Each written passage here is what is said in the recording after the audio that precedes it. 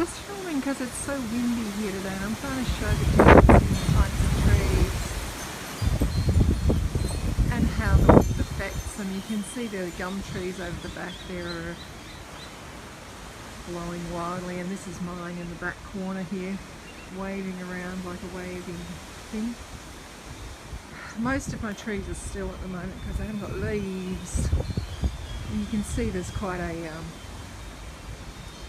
amount of movement. Now the aspen, which is this stick here, is I've had to rope a couple of years ago because usually it almost bends over in half. You can see the trunk on it there, it's quite even, and you know, there's a lot of movement there. See the whole thing's wobbling now. So when it's got a full canopy of leaves, yeah, I thought it was going to snap in half.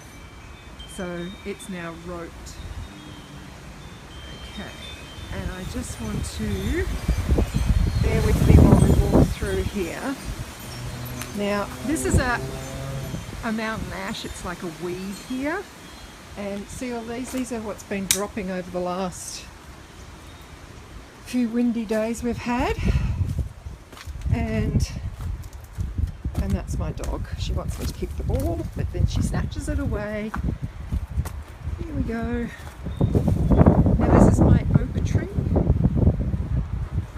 Now, see the difference? Look at the stability there. It's not moving. Yeah, the wind is picking up. You get some waving in the arms, but look at the trunk. It's not, and you know, what's that saying? It's as solid as an oak. It is so strong.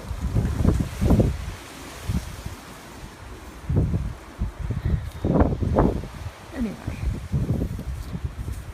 there it is. And that's just my 2 cents. If you don't want to feel threatened by your trees, plant an oak.